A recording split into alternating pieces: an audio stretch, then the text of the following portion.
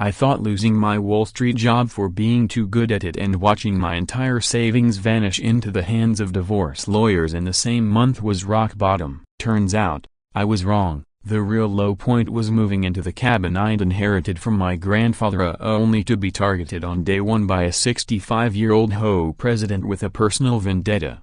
She fined me because my mailbox was a quarter of an inch too tall, then took it a step further by blocking the only bridge to my house, claiming it was unsafe. That stunt cut off emergency access for the whole neighborhood, just so Nancy Brooks could force me out. But by doing that, she triggered a chain of events that would end up ruining her life instead. All I had left was $3,000 after my ex-wife's attorneys picked my finances clean like scavengers. Every cent needed to last until I found another job in an industry that had basically blacklisted me for blowing the whistle on fraud. The cabin in Timber Ridge was supposed to be my safety net and my chance to rebuild without draining money on rent. What I hadn't counted on was stepping straight into a battlefield disguised as a retirement community. The drive up the mountain should have warned me. Instead of a friendly welcome sign with flowers and bright fonts, Timber Ridge had one that read like a prison regulation: community standards strictly enforced. Violators will be prosecuted. Who writes prosecuted on the welcome sign? Apparently, people who see neighborhood management as a competitive blood sport. I'd been inside the cabin for maybe half an hour, just long enough to dump my few boxes inside and open a beer I couldn't afford when I heard it. The sound of a Honda CR-V grinding up my gravel drive. A magnetic sign on the door read, "HOA Official Business." My first thought was maybe this was some kind of welcome committee. My second thought, when I saw the person stepping out, was that I'd have been better off living under a bridge in New York. Nancy Brooks emerged like she was about to conduct a military inspection. Hard hat, professional-grade camera with a macro lens, and enough measuring tools to chart the moon. She smiled the way a kindergarten teacher does before calling your parents. "Sir, I'm Nancy Brooks, chairwoman of the Timber Ridge Homeowners Association. I'm here to conduct a routine compliance inspection of your property." A compliance inspection, on my first day. While I was literally still unpacking, she had a clipboard sealed in plastic like it contained classified government files, 3 different measuring tapes strapped to her belt like some obsessive cousin of Batman, and a presence that screamed she had rehearsed this speech in the mirror countless times. Then came the moment I'll never forget. Nancy pulled out her 25-foot measuring tape with the precision of a surgeon, extended it from the ground to the top of my mailbox, and announced with enough force to rattle windows, "Sir, this mailbox is 37.25 inches tall. The approved range is 36.5 to 37 inches exactly. You are in violation of subsection 4.7 of the Timber Ridge Community Standards Manual." I stared. She stared back like she'd just uncovered a nuclear code. I said, "It's a quarter inch." Her reply, "Rules are rules. This is how communities descend into chaos." Then she immediately called someone named Ethan on her phone and reported, "Code Blue, paint violation on Timber Ridge Lane," like she was responding to a terror threat.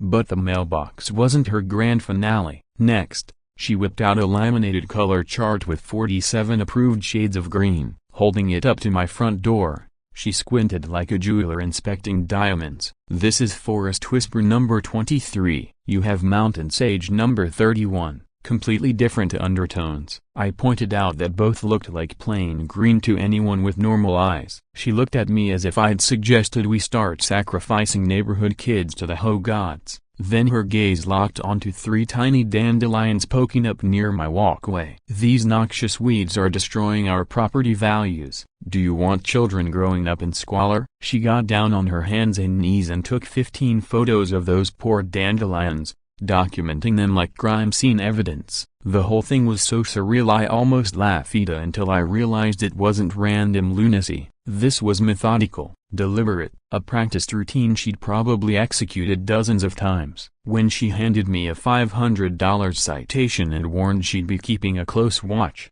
I knew I wasn't up against some bored retiree. This was something far worse. That evening, when Nancy finally drove off in her beige Honda with the pride of a conquering general, I did the only thing that made sense. I called the police. The officer on the line chuckled and said, "Sir, she reported a dangerous mailbox height. This is a civil matter. You'll need to take it up through the proper channels. Proper channels is the battle cry of every bureaucrat. I spent the next 2 hours figuring out what that really meant. Lawyers wanted a $50,000 retainer to handle HOA disputes. Legal aid told me my problem was too complex for their resources. The county said they could investigate in 6 to 8 months, which in government time translates to never. By the time the clock hit 10 p.m., I was sitting there, realizing I was officially at war. I sat in my grandfather's kitchen, sipping his whiskey and staring at a fine that cost more than I usually spent on groceries in an entire month. How had life taken me from managing million-dollar trades to being tormented by a woman who wielded a measuring tape like it was some kind of holy relic? That was the moment I decided I wasn't just going to sit back and take it. I was going to fight back using the only weapons I had left, my brain and a few cheap security cameras. The cameras weren't anything special, just enough coverage to keep an eye on my driveway and the areas around the cabin. I thought maybe, if I was lucky, I'd catch Nancy trespassing and have some leverage in whatever legal mess was coming my way. What I actually recorded, the very next morning at 6:15, was Nancy parked in my driveway with a middle-aged man I'd never seen before. They sat in her Honda, whispering and pointing at my cabin like generals planning a battlefield strategy. I couldn't hear their words, but their body language told me everything. Nancy jabbed her clipboard toward my house while the man nodded and scribbled in a notebook. This wasn't about mailbox height or paint shades anymore. This was something bigger. But what? Why was Nancy so sure she would win? What did she know about my property that I didn't? And why did Ethania, the man with Hero, keep glancing at his phone like he was waiting for outside instructions? You've heard the phrase the calm before the storm.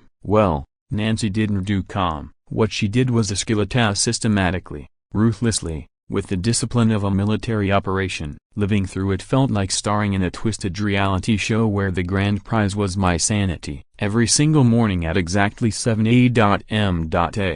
And I mean exactly, because I timed it. Nancy would show up at my property, clipboard ready, measuring tapes clipped to her belt like an arsenal, camera at the ready. She'd prowl around, hunting for new violations with the commitment of a war reporter documenting combat. One day it was my grandfather's old outdoor thermometer, apparently not on the approved decorative items list, which of course no one had ever given me. Another day, she measured the spacing between my trash bins and declared them improperly aligned for visual harmony. When I hung a bird feeder my neighbor assured me was allowed. Nancy materialized within 2 hours, ruler in hand, writing me up like she had some kind of radar for birdseed. But Nancy wasn't working alone. Enter Ethan Walsh, a board member of the HOA, who started showing up at my door right after each violation was issued. He was the smooth talker, the good cop, always with a sympathetic smile. He'd shake his head and say things like, "Nancy's hard on newcomers, but I can help you manage her. Try putting in a sprinkler system as she loves efficiency. Or repaint that door this weekend to show her you're making an effort." At first, it sounded like friendly advice, but my Wall Street instincts kicked in, and I started noticing the pattern. Every single one of Ethan's suggestions led to a fresh citation. Every single one. Statistically speaking, the odds of being wrong 100% of the time without meaning to? Impossible. It wasn't incompetency, it was deliberate. The paint job fiasco was the breaking point. I bought the exact shade from the HOA's own approved color list of Forest Whisper number 23. Saturday morning, I started painting at 7:30 a.m., which was completely legal under the noise ordinance I'd memorized by then. 33 minutes later, Nancy stormed in with a sound meter app on her phone, acting like she was conducting a scientific experiment. "Weekend ordinance prohibits paint-related noise before 8 a.m., she declared. I pointed at the time. It was 7:30, not 6 o'clock. She just smiled like I was a child and told me weekend rules are different, then slapped me with another $500 fine. When I asked what different meant, she didn't explain it because apparently even questioning Nancy's interpretation of the rules was itself a violation. At that point, my finance brain couldn't resist. I opened up a spreadsheet and started logging everything: the exact times of each citation, Ethan's visits, Nancy's appearances, the amounts of the fines, and what I discovered chilled me. Every violation occurred within hours of Ethan's helpful advice. Every fine was carefully calculated, large enough to drain me, but never quite enough to cross the legal threshold for harassment. This wasn't random Karen madness. This was a coordinated campaign, a psychological warfare operation, designed to bleed me dry until I broke. By the second week, they took things to another level. The utilities. That's when it got truly frightening. My power began mysteriously cutting out, a routine maintenance suddenly became the new weapon of choice. Every outage happened at the worst possible moment, right in the middle of job interviews, important phone calls, or video meetings. My internet was temporarily shut down for line inspections, yet somehow only my service ever went offline while my neighbors streamed happily without interruption. The water pressure dropped to a sad little dribble during so-called system tests, which coincidentally lined up with the exact times I tried to shower or run laundry. Whenever I called to complain, the response was always the same. Mrs. Brooks reported safety concerns about your property. We're obligated to investigate immediately. Nancy had turned the entire municipal infrastructure into her personal arsenal. Something as basic as water, power, and internet had become weapons to grind me down. It felt like living in some dystopian nightmare where the utility police could cut off your life just because your mailbox was a quarter-inch too tall. But her most vicious move, the one I still grudgingly have to admit was evil genius, was getting my homeowner's insurance cancelled. One afternoon, I came home to a termination notice taped to the door. It claimed undisclosed safety hazards reported by community members. No details, no warning, just instant cancellation. Without insurance, I couldn't refinance, couldn't modify the mortgage, couldn't even hire anyone for basic repairs unless I paid in cash, which I didn't have. This wasn't random harassment anymore. This was financial warfare, executed with surgical precision. That was the day Megan Clark called. Her timing felt almost divine. She'd seen my ridiculous mailbox violation reported in the local paper. My quarter-inch catastrophe had actually made it into the community news section under HOA enforcement actions. My life was collapsing. And for my neighbors, it was gossip-worthy entertainment. Megan was a young real estate litigation attorney,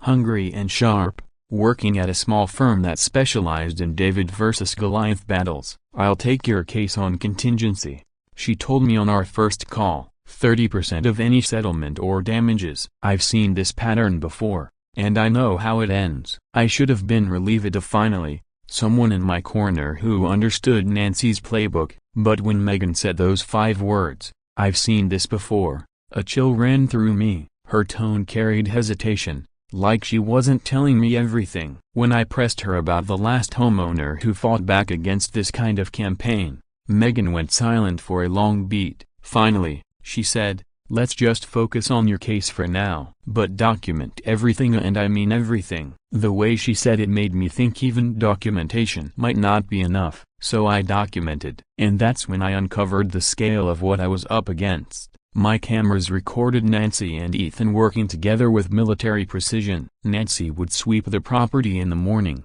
hunting for infractions. That same afternoon, Ethan would appear at my door, smiling, offering helpful advice that conveniently led to my next violation. They were running on a schedule, with what looked like quotas. It was a system designed to rack up just enough violations to trigger the HOA's nuisance property clause. By the end of week 3, I owed almost $3,000 in fineza, every cent I had left. The tickets came faster now, 2 or 3 in a single day. Nancy even started citing me for things that didn't exist in any handbook. My favorite: failure to maintain regulation grass height uniformity. Translation: 3 blades of grass were taller than the rest, and somehow that was a community emergency. But in the middle of all this chaos, there was a small flicker of kindness. Betty Harris, my elderly neighbor who used to sit with my grandfather, started stopping by with cookies and stories. One afternoon, rocking in his old porch chair,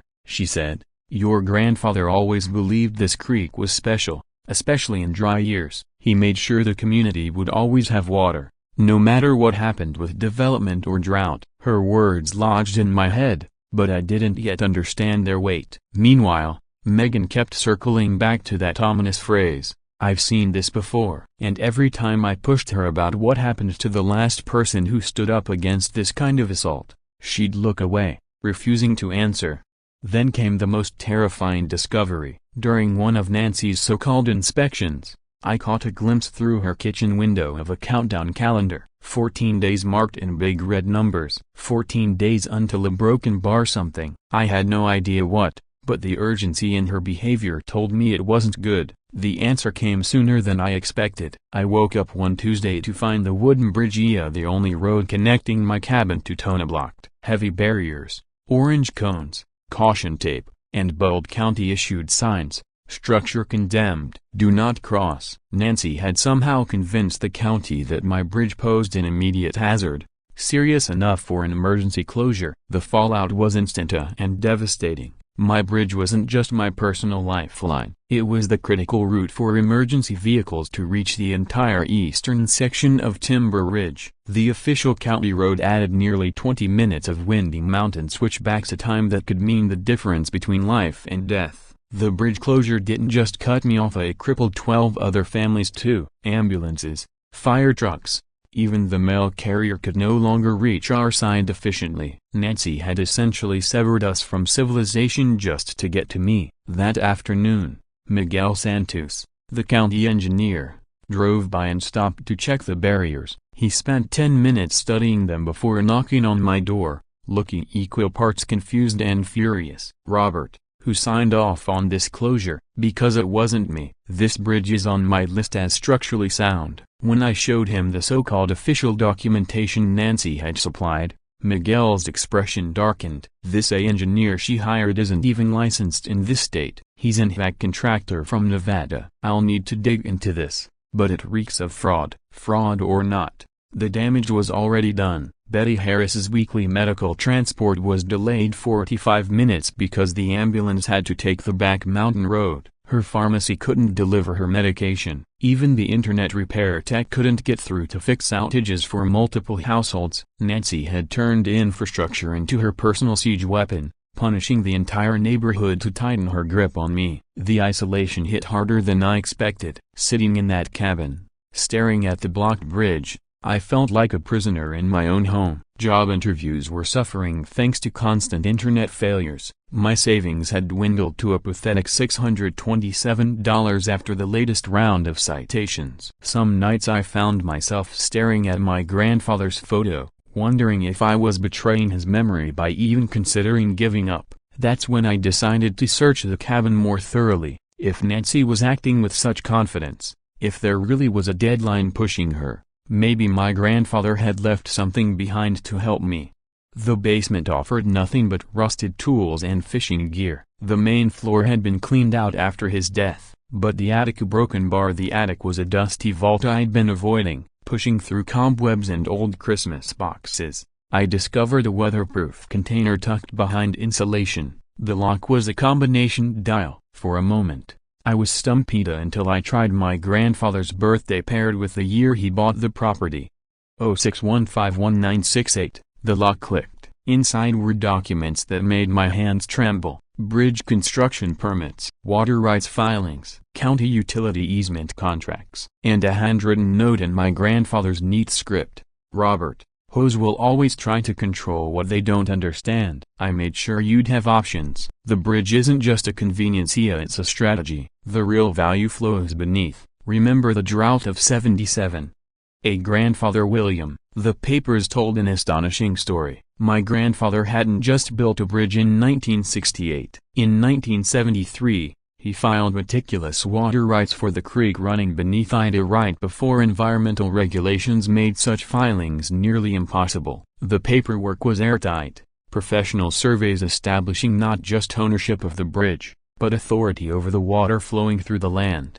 But one detail made my heart race. That 1973 date. It kept nagging at me, like I was missing something important. Why had my grandfather been so certain I could beat Nancy? Yes, the water rights were valuable, especially during drought years, but they only covered creek flow and nearby groundwater. Important, sure, but hardly enough to stop a determined HOA. I spread the documents across the kitchen table, searching for his strategy. The bridge existed decades before the HOA senior rights that couldn't be erased. The water rights covered a resource now more critical than ever. The easements bound the county to maintain access, which meant allowing the blockade was itself a breach of contract. All of it was valuable leverage. And yet, my grandfather's note mentioned options, plural. Something was missing. That night, I called Megan and told her what I'd found. Her excitement was obvious even over the phone. "Robert, this changes everything. A bridge predating the HOA gives you senior rights they can't override. Water rights during a drought make you essential to the whole community. And if the county is permitting an illegal closure,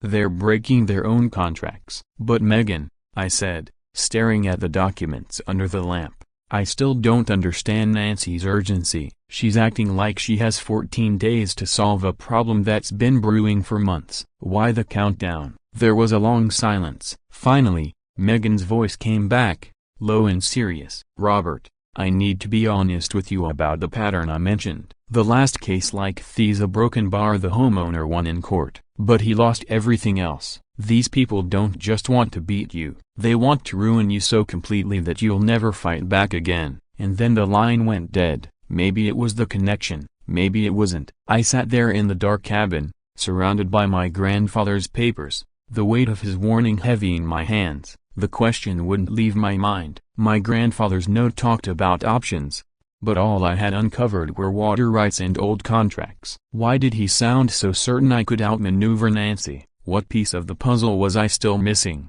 And why did that 1973 date keep tugging at me as though it carried some hidden importance? The next morning brought clarity in two very different ways. First, Miguel Santos called to confirm my suspicions Nancy's so-called structural engineer was a complete fraud. He wasn't even qualified in our state, just an HVAC contractor from Nevada with no authority to condemn a bridge. The second revelation was even more alarming. I learned Nancy wasn't simply trying to crush me, she was racing against time itself. Megan Clark showed up at my cabin, her face drawn tight with concern, a briefcase brimming with documents. She wasted no time laying everything out across my kitchen table, mixing her research with my grandfather's records until a grim picture took shape. Timber Ridge wasn't just struggling financially, it was drowning. The HOA was catastrophically bankrupt, owing millions after a lawsuit the insurance company had refused to cover. And under state law,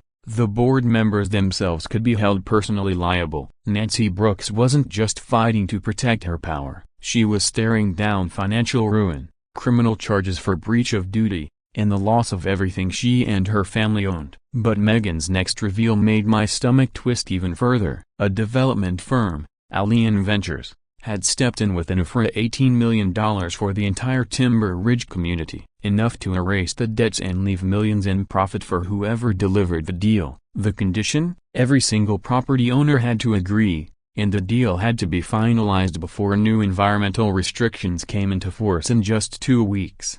Suddenly, everything made sense. Nancy's relentless harassment, the fines, the citations, if they weren't random cruelty, they were pressure tactics designed to force me to sell before the window slammed shut. Megan's voice dropped to nearly a whisper as she delivered the final blow. Nancy's husband was undergoing experimental cancer treatment. Their insurance was about to expire, and without this development money, they couldn't afford the cost. The stakes for her weren't just financial, they were life and death. For a fleeting second, I almost pitied her. Almost, until Megan showed me the surveillance reports. Nancy and her husband weren't just targeting me, they had been systematically dismantling opposition to elderly residents slapped with bogus safety violations, families threatened with losing access to community facilities, anyone who questioned her authority buried under an avalanche of fines and paperwork.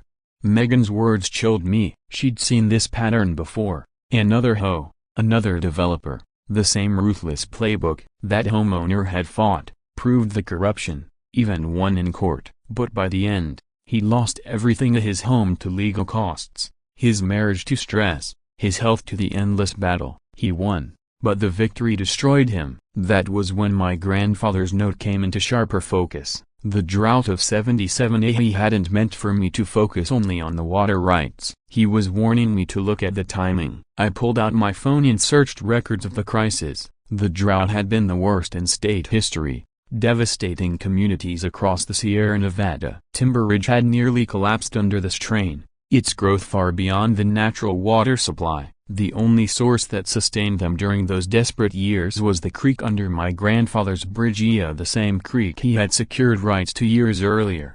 "Megan," I whispered, my hands trembling as I clutched the documents. He didn't just buy water rights. He saw this coming, the development pressures, the drought cycle. He knew water would decide the future, and he made sure I'd be the one holding that power. Megan's eyes widened, realization dawning. Megan's expression tightened as she processed the implications. "Robert, if this drought holds, and if Algen's development pushes water demand any higher, your creek could become the only dependable source for the entire region. They don't just want your land, and they need your water rights to make the whole project work." The puzzle pieces were finally fitting together. But something still didn't add up. The rights were valuable, yes, but they weren't simple. Any development touching that creek would trigger environmental reviews, county mediation, and months of legal battle, far longer than Algen's shrinking window. That night, I decided to visit Betty Harris. If anyone knew the real story behind my grandfather's water rights, it would be the community's unofficial historian. I found her outside, tending to tomato vines that somehow thrived despite the dry, cracked soil. "Betty," I said as I sank into the porch chair she always kept ready for visitors, "I need to know about 1973, and about the drought years that followed. What did my grandfather actually do?" Her face shifted. The warmth of a friendly neighbor slipped away, replaced by something heavier, almost guarded. "Robert, he made me swear never to tell. But with what's happening now with Nancy, I think it's finally time." She led me inside to her wall of old records and pulled a folder from behind a row of faded almanacs. The label read, "Timber Ridge Water Crisis, A Confidential." Inside were documents I had never seen, letters between my grandfather and state water officials. Photographs of the creek in its leanest years. "Your grandfather didn't just file water rights," Betty said quietly. "He discovered an underground spring feeding the creek. When everyone else's wells dried up, your water kept flowing. He saved this community. But he didn't just give away the supply, he made them sign agreements acknowledging his rights." She handed me a photograph. Families stood with water jugs in hand, filling from spigots my grandfather had built along the creek. Behind them, the bridge stretched across a barren, sun-bleached valley. That creek had been their only salvation. "The agreements," I said, my heart racing. "Do you still have copies?" Betty gave me a sad smile. "They weren't just about sharing. They established legal precedent protection for his rights in any future drought. And they included restrictions against reckless development that could damage the aquifer." Later that night, Betty called me. Her voice shook. "Roberta Brokenbar, there's something else about 1973, something your grandfather told me to keep secret until it truly mattered." The next morning,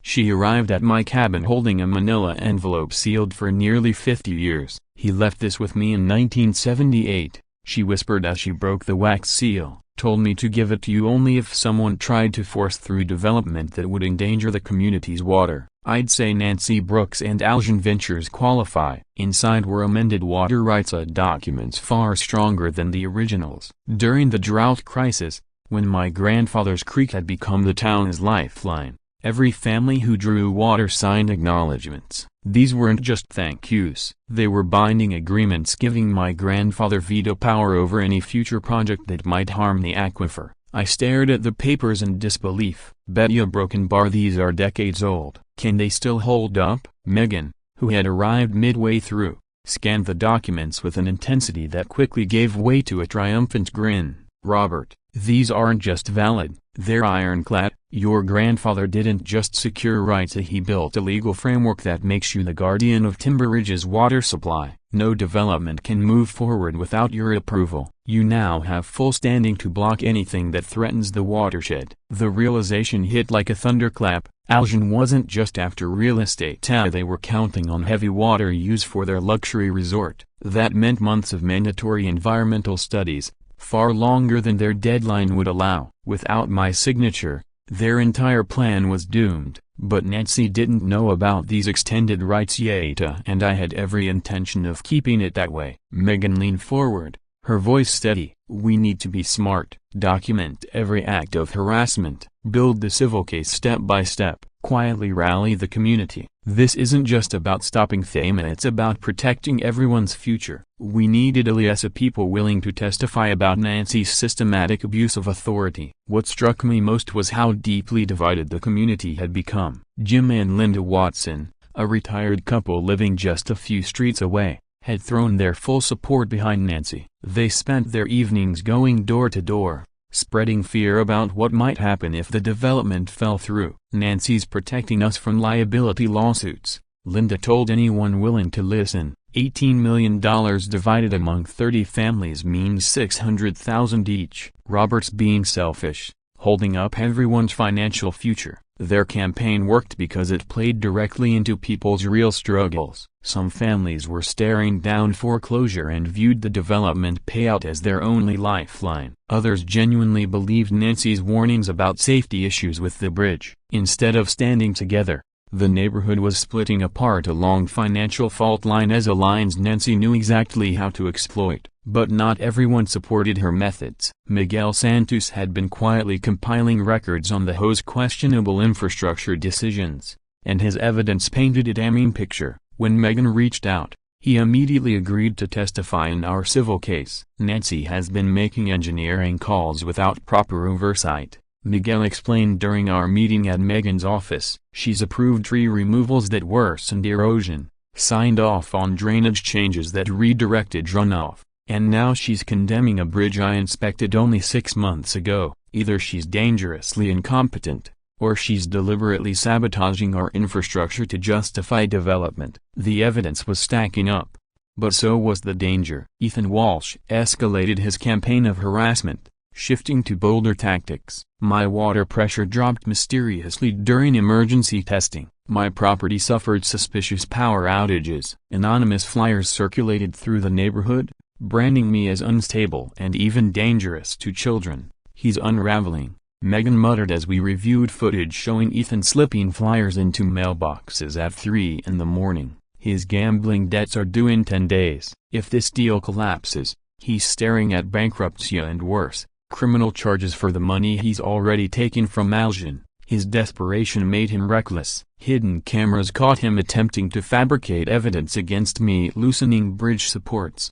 creating fake erosion, even trying to redirect the creek to make it look like I was damaging downstream properties. Betty's home security system captured him in the act, giving us the proof we'd been waiting for. At the same time, local journalist Jennifer Hayes, who had been following the HOA saga closely, grew more interested. This is bigger than a neighborhood squabble, she said during an interview. This is about development pressure, water rights, climate stress, and local government corruption, all tied up in one case. The ripple effects could reach the entire state. Her coverage gave us legitimacy, drawing support from environmental advocates and HOA reform groups, but it also made Nancy and Ethan more erratic and more dangerous.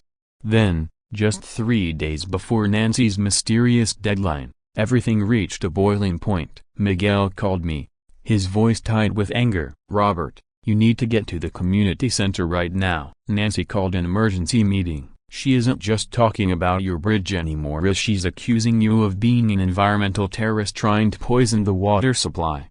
Megan grabbed my arm as we rushed out the door. Whatever happens in there, stay calm. Nancy's cornered, and when people like her are cornered, they'll do anything to survive. She's about to turn the whole community against HOA, and if she succeeds, a broken bar. She didn't need to finish the thought. That morning, I had found something unsettling, a legal document in Nancy's mailbox. But it wasn't from her lawyer, it was from a law firm I had never heard of, marked confidential. Backup plan. Who else was she working with? By the time I entered the Timber Ridge Community Center that evening, I could feel the weight of what was about to unfold. The room was packed wall to wall, every seat filled, with neighbors lining the walls as if they were at a concert. The tension was so thick it was almost suffocating. Local TV crews had shown up. Jennifer Hayes was live streaming, People who hadn't spoken in years now glared at one another like sworn enemies. Nancy had done this. She had turned a neighborhood into a battlefield, and tonight was going to be the showdown. She entered with the confidence of someone who had ruled this community for over a decade. It wasn't just a meeting anymore, it was a trial, and she had stacked the jury in her favor. Nancy had orchestrated the meeting like a corporate showcasey PowerPoint slides, glossy charts, and enough thick binders to outfit a law library. She strutted in wearing her sharpest blazer, and hope pen gleaming on her lapel, and clutched her clipboard in its plastic protector like it was some sacred text. Honestly, I'd seen CEOs with less stage presence. "Ladies and gentlemen," she began, her voice carrying the trained authority of someone who had rehearsed every word. "We are facing an unprecedented safety crisis that threatens not just our property values but our very lives." The projector lit up with the first slide, a dramatic photo of my bridge, big red arrows highlighting so-called weaknesses. She was calling my grandfather's engineering a ticking time bomb. As much as it infuriated me, I had to admit the presentation was flawless. She tugged at every heartstring. Elderly residents, children in danger, the risk of financial ruin. She painted me as a greedy landowner who valued personal property over community safety. She had witnesses,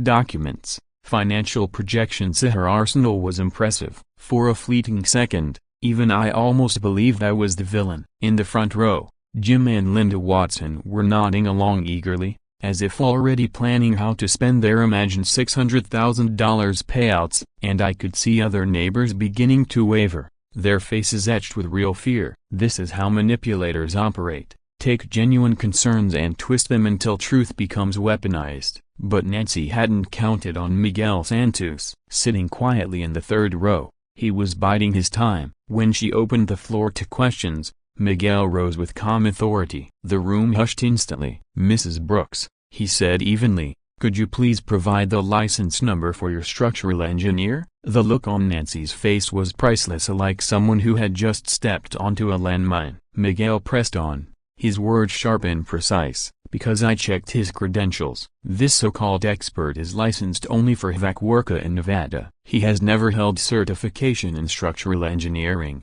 not here, not anywhere." The reaction was explosive. Gasps, shouts, neighbors whispering furiously. Nancy tried to recover, stammering something about technicalities, but her professional mask was slipping fast. "And Miguel wasn't finished holding up my grandfather's original permits," he declared. "This bridge was built to 1968 county engineering standards, standards that exceed today's requirements. These permits were filed decades before your HOA even existed." That was my opening. I stood up, my voice steady. "Miguel is absolutely right about the engineering, but there's more. Mrs. Brooks has been hiding the HOA's financial crisis from this community for a year and a half. We're not talking about a bridge issue, we're talking about $2.8 million in debt." The room erupted as if I had just announced an alien invasion. "What debt? How much? Why weren't we told?" Voices overlapped, anger surging through the crowd. Nancy tried shouting back about confidentiality and fiduciary duties, but the truth was already loose, tearing through her carefully built Section 8. Then Megan Clark stood. Watching her dismantle Nancy was like watching a surgeon at work. She laid out the harassment campaign, the secret payments from Algen Ventures to Ethan's shell companies, the surveillance footage linking their coordinated attacks on me. "This isn't about safety," Megan announced firmly. "This is about an $18 million development deal, and Nancy Brooks has been using HOA authority to intimidate and silence opposition." Then came the final blow. Megan played the security footage of Ethan caught in the act of loosening bridge supports, fabricating erosion, tampering with my water system, projected onto the big screen. His guilt was undeniable. The crowd went from simmering anger to open outrage. Neighbors stood, pointing at the footage, shouting words like traitor and liar. Ethan tried to slip out the back, but residents blocked his path, surrounding him. For a brief second, I felt pity for him, then remembered every sleepless night he'd caused with his sabotage. And Nancy? She lost it completely. Her polished demeanor shattered like glass. "Fine," she screamed, her voice raw with desperation. "Yes, Algen offered us $18 million. Yes, we only have hours left to close the deal. And yes, your selfish obstruction is costing every family $600,000. The woman had completely lost her composure. She was pointing, flailing her arms, and her voice climbed higher and sharper with every word. You think you're saving this community? You're destroying it. When the debts come due, when the lawsuits hit, don't come crying to me. It was the ultimate display of entitlement and absolute power unraveling into pure corruption. But the true knockout blow came from Jennifer Hayes, the quiet reporter who had been scribbling in her notebook all evening. Mrs. Brooks, she said in the most innocent tone, does the community know that you personally stand to collect a $3 million finder's fee if this development is approved? Silence, a heavy, crushing silence. You could almost hear the sound of Nancy's entire world collapsing. Her face drained, then flushed crimson, before settling into a sickly pale green as she realized her secret was exposed for all to see. What happened next was the fastest community revolt I've ever seen. A motion to remove Nancy passed immediately, 23-7. A motion for an independent financial audit passed unanimously. A motion to restore access to MyBridgio overwhelming support. Another motion to stop secret negotiations with developers approved. In just 15 minutes, Nancy went from queen of the neighborhood to an unemployed former chairwoman. And the best part? Watching the community finally unite after months of division. Neighbors who had been at each other's throats were suddenly comparing notes, apologizing, and realizing they'd all been manipulated. Even some of Nancy's former allies admitted they'd only backed her out of fear. Nancy packed her materials with a strange mechanical calm, almost like she was following a protocol for professional defeat. No tears, no begging, just quietly gathering her binders and charts. I had to respect that, in a quiet dignity even in total collapse. As I walked toward my car, feeling as though I'd finally won the unwinnable battle, Jennifer Hayes caught up with me, her eyes alight with excitement. Robert, this story is going national, she said. Accountability, water rights, development battle. You've touched on issues that affect millions of Americans. But my brief sense of triumph vanished the moment I spotted a note tucked under my windshield wiper. Block letters, ruler straight, just 7 chilling words. This was just round 1 AF. I thought it was finished. Nancy was disgraced. Ethan had slithered away, and victory was mine. But as I stood in that parking lot holding the threat, one terrifying question burned through my mind. Who the hell was Ev? I got my answer soon and no Elena Voss, Senior Acquisition Specialist at Algen Ventures. She wasn't the kind of woman who accepted defeat with grace. Within hours of Nancy's downfall, Elena appeared in Timber Ridge with a briefcase full of legal documents and a backup plan that made Nancy's harassment campaign look like child's play. Megan was the first to sound the alarm. Early the next morning, she called me, her voice sharp with urgency. Robert, we have a problem. Algen just filed an emergency injunction claiming your water rights are invalid. They're arguing your grandfather's 1973 filing didn't include the proper environmental impact studies. They're pushing for a federal review that could tie things up for years. It was a ruthless, brilliant tactic. Elena couldn't force me to sell, but she could bury me in legal uncertainty. If my water rights got tied up in federal court, Algen could claim their development was impossible and withdraw their $18 million deal. That meant Nancy would still face bankruptcy. The community would get nothing, and I'd spend the next decade fighting regulators. But Elena underestimated something of my grandfather's foresight. She assumed his preparations ended with the 1973 filing. She had no idea about Betty's sealed envelope, the drought-era agreements, or the extensive environmental studies he'd commissioned back in the 1980s when he predicted climate change would reshape everything. The real confrontation didn't happen in court, it happened at Nancy's own house. Elena had convinced her that one last negotiation might salvage something from the ruins, and Nancy was desperate enough to try. When I arrived with Megan and Miguel, we found Nancy hunched over her kitchen table, surrounded by medical bills, insurance rejections, and legal papers that told the story of complete financial collapse.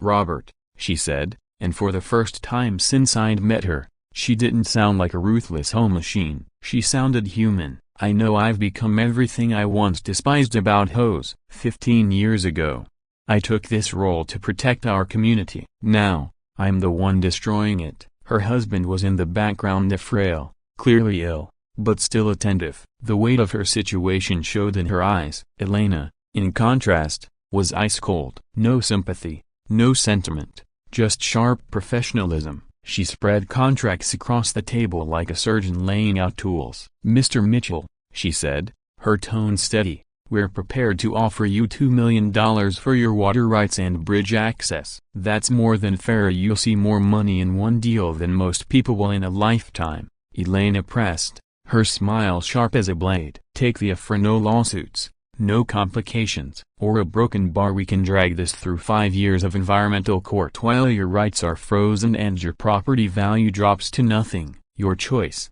That's when I revealed my grandfather's final safeguard. From my briefcase, I pulled out a stack of environmental impact studies he had commissioned back in 1987. They had cost him $20,000 at the time, serious money in those days, but they were thorough, professional, and airtight. These reports proved that the creek system was strengthened by controlled access and that my grandfather's water management practices had safeguarded the aquifer for decades.